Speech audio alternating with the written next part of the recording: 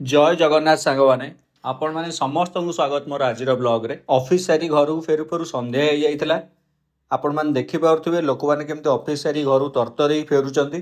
समस्तंकर घर केमती जिवे चिंता सब लोकंकर सही माइंडसेट थाए केमिति ऑफिस सरिवो मु घर जाई आगतरा पहुंचीबी घरे पहुंची पछे किछि काम थाउ न थाउ।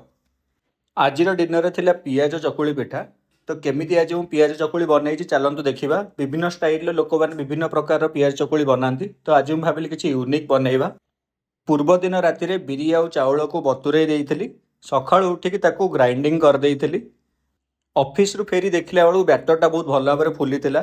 ତାପରେ ପିଆଜ କଞ୍ଚା ଲଙ୍କା ଭୂଷଙ୍ଗ ପତ୍ର ଆଉ ଧନିଆ ପତ୍ରକୁ ଟିକେ ତେଲରେ ଭଜାଭଜି କରିଦେଇଥିଲି। ତାପରେ ସେଇଟାକୁ ଆଣିକି ସେ ବ୍ୟାଟରରେ ମିଶାଇ ଦେଇଥିଲି। ତାପରେ କଡ଼େଇ ଟିକେ ଗରମ କରି ଅଏଲ୍ ବ୍ରସ୍ରେ ଟିକେ ତେଲ ଲଗେଇ ଦେଇକି ସେ ବ୍ୟାଟରଟାକୁ କଡ଼େଇ ଉପରେ ପକେଇକି ପିଠାକୁ ଯେଉଁ ସାଇଜ୍ରେ ଯେମିତି ବନାଇବା କଥା ସେମିତି ହିଁ ବନେଇ ଚାଲିଲି।